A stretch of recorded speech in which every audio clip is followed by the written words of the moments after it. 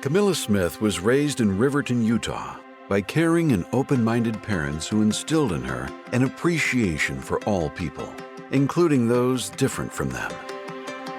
The reason I have liked traveling and and been open, I think, to new people and new ideas is because my parents were. I was taught from a very early age that you don't fear things just because they're different.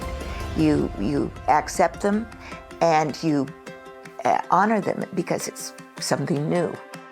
Coming from a family of educators, her mother nudged Camilla in the direction of teaching too. My mother thought I should get a teacher's certificate, and I purposely did not because I did not want to be a teacher. I saw myself as a book editor, and I remember that I had always thought that I would edit books, and I don't know where that came from, actually. I was editor of my high school newspaper. I was editor of my junior high newspaper. I was an editor of the women's section of my college newspaper. It's just been something I did my whole life. After graduating from college, she moved to New York City without a job in hopes of working in publishing.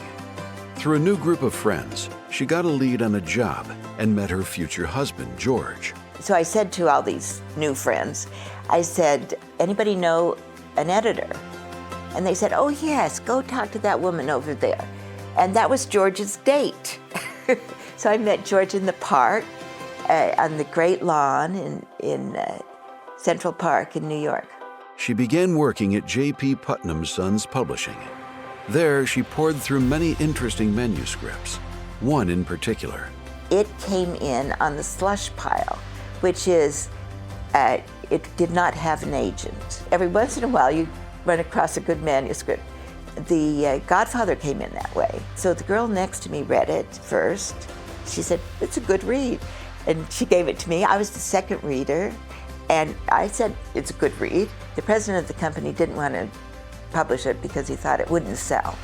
And so they convinced him to send it out for secondary rights, for paperback and movie rights. And he got enormous bids. And so then they knew that they would make money. And they published it. You were the second person to read The Godfather. Yes. Isn't that amazing? As opportunities came into both George and Camilla's lives to support causes they believed in, they made a decision. We decided the two things we were interested in are education and basic science research. That's what we've sponsored. And we've done that for 50 years. Among the many causes they have supported was helping former President Jimmy Carter and the eradication of guinea worm disease in Africa. I'm really proud that guinea worm is almost completely eradicated. Camilla believes in humanity, believes we can learn much about ourselves through the study of our origins, believes we have the power to bring about change. Heaven knows the world needs improving. And there's a lot that you can do as a volunteer to really make a difference and to look around and see what's not right and to solve it. And that's what we do as human beings, and it's really important to do it.